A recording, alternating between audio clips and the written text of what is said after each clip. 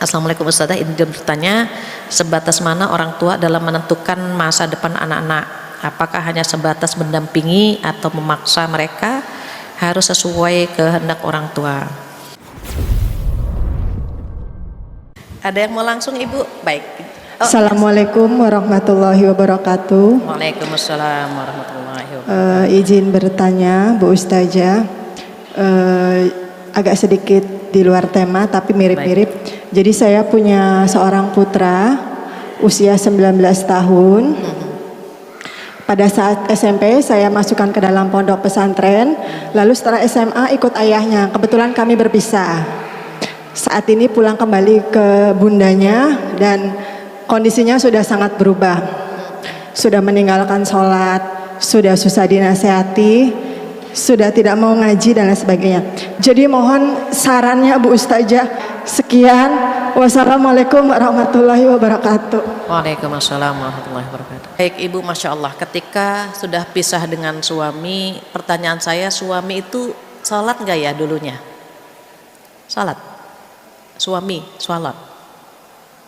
Sholat ya? Iya.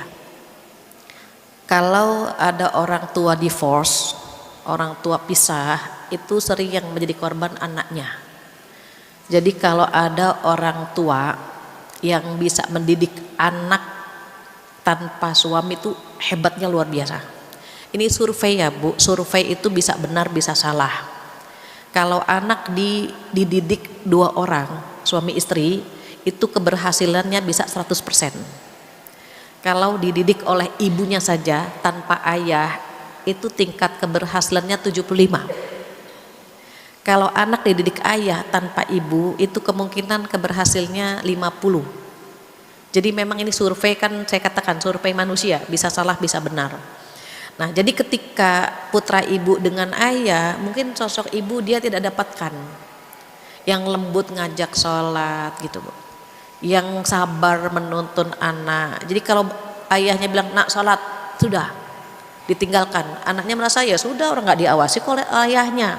Padahal tadi sudah saya singgung, dalam Al-Quran itu banyak ayah yang ngasih nasihat sama anak kan gitu. Jadi berarti dikomunikasikan kepada suami, itu pertama. Ayah, kenapa ya anak kita kok nggak mau sholat, sebabnya apa ya? Itu harus dicari tahu sebabnya, baru terkadang kita bisa ngasih solusinya. Oh karena dulu begini, boleh konsultasi kepada ustadz terdekat. Usaha ibu sudah insya Allah udah bagus. Kan kita harus duit ya Bu, diingat ya Bu, duit.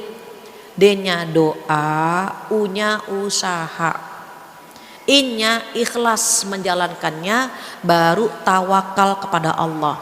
Doanya itu nyebutin nama satu persatu nama anak kita. Kalau anaknya satu cepat selesai itu Bu. Anak yang banyak 3, 5, 7 itu terus Bu. Jangan sampai diglobalkan satu persatu Bu, nama anak kita sebut. Karena yang paling tahu kekurangan anak kita kan kita. Doanya jangan ditinggalkan.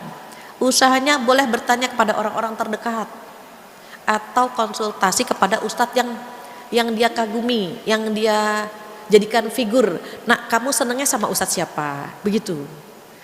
Dia usianya muda, kayaknya senang sama ustadz anak muda nih. Datangi. Jadi ada usaha kita, kamu senangnya sama siapa? Yuk kita ke sana yuk gitu. Karena kalau dengan circle kita dia nggak match ya. Dia lebih suka dengan anak-anak muda. Itu bagian dari usaha. Kalau ternyata qadarullah misalnya usaha sudah maksimal, dia belum ada perubahan, boleh jadi itu salah satu ujian Allah untuk kita, karena Allah akan ngangkat derajat kita lewat dia. Maka ikhlas saja kita menjalankannya sambil terus berusaha. Syukur-syukur bisa diajak umroh ya Bu, bisa diajak umroh, rendeng tangannya, sebut di depan Ka'bah, ya Allah ini putraku ya Allah, ini anakku ya Allah. Kita kadang-kadang kalau doa udah untuk anak ya Bu, kalau doa untuk anak itu kita udah bilang sama Allah, ya Allah hamba tak mampu mendidik anak-anak tanpamu. Nah itu Bu, jadi minta tolong ya Allah bantuin dong gitu, benar-benar menghibah sama Allah. Nanti Kalau udah ikhlas menjalankannya, tawakal dengan hasilnya. Demikian, Allah a'lam. Assalamualaikum warahmatullahi wabarakatuh. Waalaikumsalam warahmatullahi wabarakatuh. Ustazah, mohon maaf mungkin takut di luar tema ya. Ini kan saya belum pernah umroh Ustaz. Tapi 2 kali sudah harus pergi, cuman saya nggak bisa. Suami saya juga karena kerja jadi nggak bisa pada saat itu. Cuman keponakan saya masa bilang begini, Teteh, soalnya Teteh banyak dosa kan jadi sakit hati gitu ya. Teteh kan banyak dosa gitu. Saya kan masih dinas. Saya bilang karena saya tuntutan saya kerja di rumah sakit karena tuntutan saya yang nggak bisa. Memang ninggalin kerjaan. Jadi saya bilang ya udah nanti 2026 aku bilang gitu karena saya pensiunnya 2025. Sedih juga sih kalau dibilang kayak gitu. Sebenarnya memang saya di rumah itu kadang-kala memang suka agak sedikit karena suami saya terlalu baik. Jadi kayak pekerjaan rumah tangga itu suka dibantu.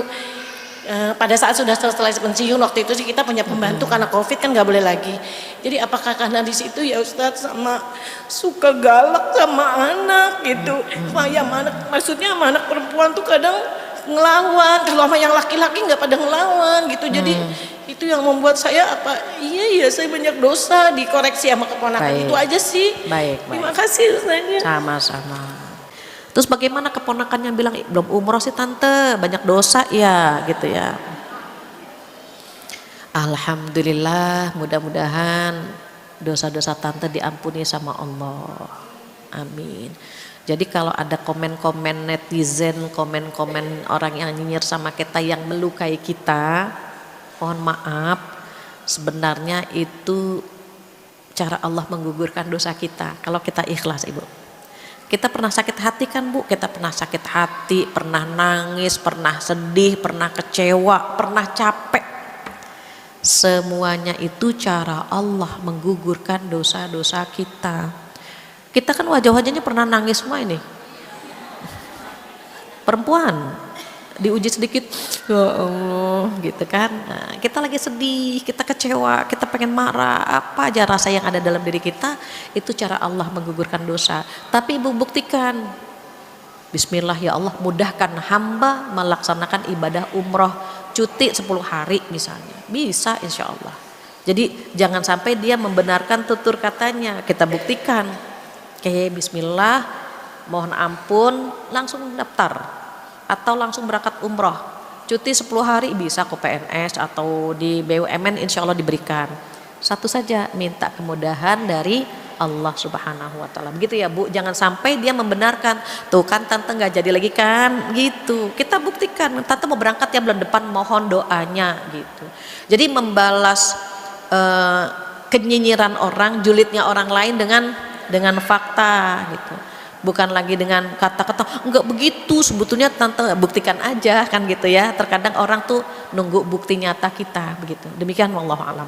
Ini banyak pertanyaan, mudah-mudahan bisa terjawab. Assalamualaikum Bu Ustazah. Waalaikumsalam. Aku mempunyai anak kerja di kantor ayahnya, tapi selalu ada saja permasalahan antara suami dan anak tentang masalah kerja. Yang kami takutkan anak saya jadi kurang hormat terhadap ayahnya. Dan suami juga jadi takut kurang sayang terhadap anak. Saya harus gimana Bu Ustazah? Gini, kita kalau cerita sama anak-anak itu kehebatan ayahnya, cerita sama ayah itu kehebatan anak-anak kita. Even mereka ketika di lapangan susah ketemu. Jadi susah ya Bu, karena anak laki-laki biasanya umumnya dekat sama ibunya.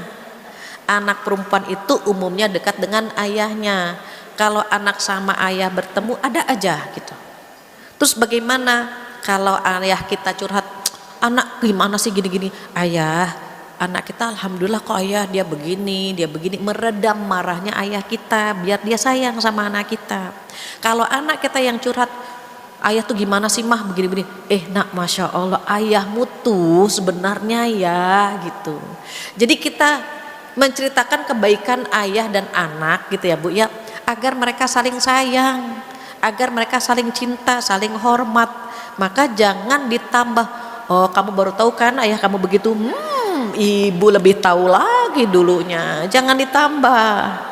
Justru bagaimana agar anak kita hormat sama ayahnya. Nah, dulu waktu kamu kecil yang jemput itu ayahmu, yang mayungin kamu dari hujan tuh ayahmu nak. Walaupun ayahmu begini, tapi masya Allah nak, dia bangga punya anak seperti kamu nak gitu. Jadi anak kita kan redam lagi gitu Bu. Jangan ditambah, jangan jadi kompor cawang. Memang begitu nak, kamu baru tahu. Habislah nanti itu mereka. Jadi berusaha untuk meredam ya Bu, agar mereka tidak saling membenci begitu. Izinkan saya bertanya, saya sudah pisah dengan mantan suami selama 5 tahun, tapi saya dan anak-anak tidak pernah dikasih nafkah untuk anak-anak. Ketika suatu saat saya menyuruh anak saya untuk minta uang biaya masuk sekolah, tapi tidak ada sama sekali bantuan dari ayahnya. Dan saat itu saya melarang untuk mengemis minta uang sama ayahnya karena tidak pernah diberikan. Apakah saya salah melarang anak saya? Disampaikannya jangan melarang ngemis. Nah, kita minta sama Allah biar rezeki kita berkah, kamu bisa sekolah, tapi jangan memutus hubungan anak dengan ayahnya Ibu. Kalau diputus, udah nggak usah pernah datang lagi ke rumah ayahmu, itu mutus tuh Bu. Ya udah nak, kita tetap jaga, tapi berarti karena kita nggak pernah dikasih, kita cari sama-sama ya nak ya. Allah maha kaya, Allah maha menjamin. Kenapa? Karena mengemis itu ndak enak. Kita kan sebetulnya agar suami nggak berdosa ya Bu. Suami yang tidak pernah memberikan nafkah kepada anaknya, dia berdosa Ibu. Banyak suami yang mengejar janda tetapi dia menjandakan istrinya. Itu ngeri tuh Bu.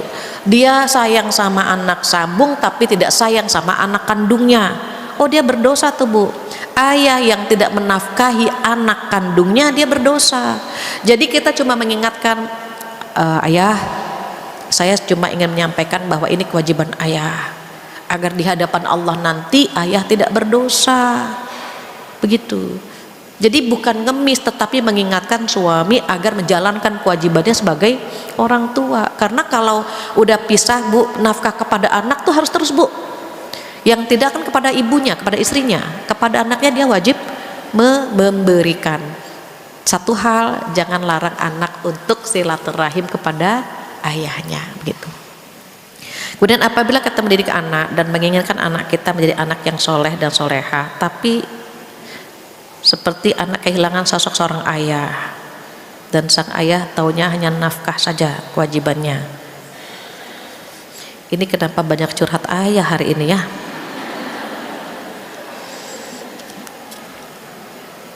Ketika ayah punya kewajiban memberi nafkah kepada istri dan anak, kemudian dia sebetulnya ayah itu punya posisi sebagai qawwam, pemimpin, pelindung. Dia yang wajib melindungi istri dan anak-anaknya di dunia dan di akhirat. Dia harus melindungi istri dan anak-anaknya dari api neraka. Makanya kalau ayah cerewet itu keren Ibu. Ada ayah yang cerewet, bolak-balik bangunin anaknya, bolak-balik ngingetin istrinya. Itu ayah keren banget Ibu. Ibu kalau punya suami seperti ini nih Bu, itu luar biasa. Kita kalau diingatkan sama suami, Bun, tutup aurat. Bun, sholat. Bun, udah bayar kodok belum? Cerewet banget. Kita langsung keren banget ini suami gitu Bu. Ini banyak yang ditegur sama suaminya, Bun, pakaiannya yang bagus, mulai deh, cerewet deh. Dia keren loh Bu. Tapi kitanya yang nggak siap punya suami keren. Kita punya ayah, nak, itu auratnya ditutup, nak, sholat, nak. Ih, ayahku keren banget gitu Bu. Ini ayah cerewet, ayah cerewet, kan begitu ya Bu. Padahal itu ayah keren. Kadang-kadang kita yang belum siap memiliki suami dan ayah yang keren. Padahal kewajiban ayah itu bukan hanya memberi nafkah, lahir saja, tapi batin kita, batin anak-anak kita juga harus dijaga. Dijaga intelektualnya, dijaga ibadahnya, dijaga perasaannya, sehingga perlu dikomunikasikan dengan kita. Ibu sering ngobrol, pertemuan sebelumnya sudah saya singgung ya, ngobrol sama suami itu pahalanya besar, ngobrol sama anak pahalanya besar. Jangan dianggap wasting time nih, buang-buang waktu aja. Oh enggak buang-buang waktu, pahalanya besar ibu ngobrol sama anak, pahalanya besar ngobrol sama suami. Maka jangan sampai suami kita berdosa karena tidak memberikan nafkah kepada anak-anaknya. Kemudian yang selanjutnya, bagaimana sikap seorang ibu yang dimana anaknya melakukan kesalahan yang sama terus berulang? Apakah ibu itu masih wajib terus melindungi anaknya, sedangkan karena begitu besar cinta dari seorang ibu justru menjerumuskan anaknya untuk terus melakukan kesalahan? Kesalahannya na'udzubillah berzina ya Bu. Kesalahannya berzina, mempunyai anak di luar nikah. Terus gini, ketika punya anak berani melakukan dosa besar, itu kita sama-sama introspeksi ya Bu.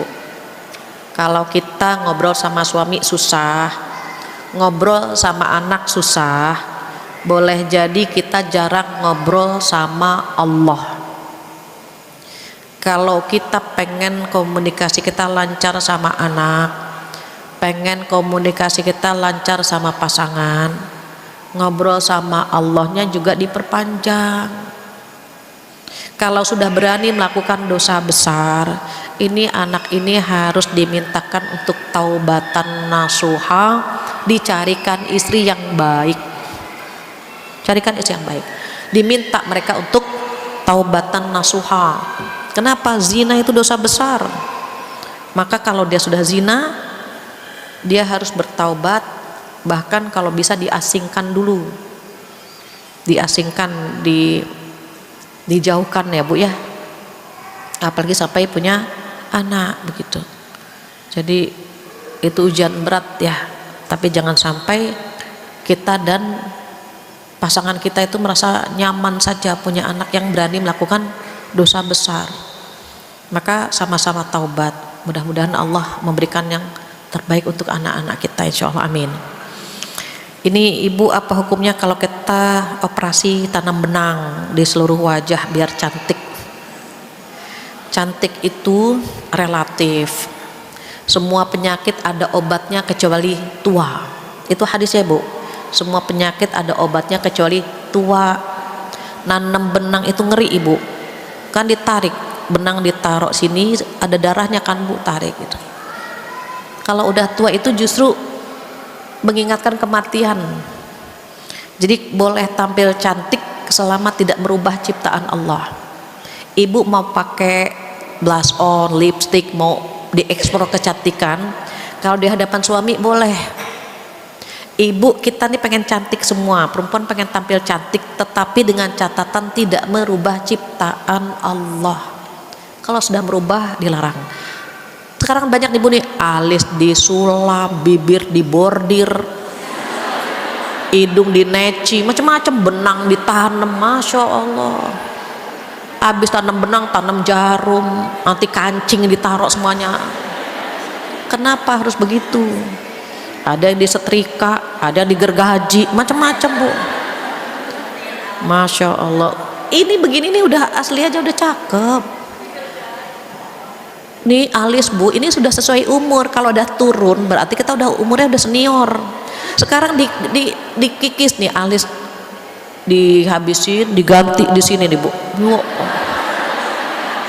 Nggak pantas Bu, wajahnya tua, alisnya di sini. Jadi sudah Allah kasih, udah dinikmati saja. Itu mengingatkan kita kepada kematian. Jadi ndak usah dilarang ya Bu merubah ciptaan Allah. Kemudian bolehkah seorang anak membenci orang tuanya? Aduh, masya Allah, karena orang tua selalu membohongi kita, tidak pernah perhatian kepada anak dan tidak pernah mengurus anak. Tidak boleh anak membenci orang tuanya dalam kondisi apapun. Saya salut Bu dengan seorang ayah, dia divorce ya Bu, dia cerai dengan istrinya, dia ngobrol sama anaknya apa? Nak, sayangi Umi ya, sayangi Umi. Coba Umi sudah membesarkan kamu tanpa ayah. Umi kamu tuh hebat, jangan pernah nyusahin Umi, jangan. Udah Bu, Masya Allah, saya dengernya aja salut, ini bapak luar biasa. Terus anaknya nanya, kenapa ayah tinggalin? Ya karena Allah menakdirkannya kita berpisah, agar Umi dapat pasangan yang lebih baik daripada ayah, dan ayah mendapat pasangan lebih baik daripada Umi. Umi itu orang baik nak, cuma takdir Allah menghendaki begitu. Jangan pernah marah sama Umi, jangan pernah melupakan Umi. Umi itu 3 tingkat lebih tinggi daripada ayah nak. Justru kita itu punya tugas bagaimana anak-anak itu hormat sama pasangan kita. Kita punya tugas bagaimana anak-anak itu sayang sama kita dan pasangan. Jadi punya tugas tuh Bu, jangan saling menjatuhkan pasangan karena kesalahan kita saat divorce. Anak itu putih bersih, kan kita yang menuliskan dia. Tulisannya macam apa kan gitu Bu. Anak itu punya fitrah tauhid, anak itu punya potensi berbuat baik.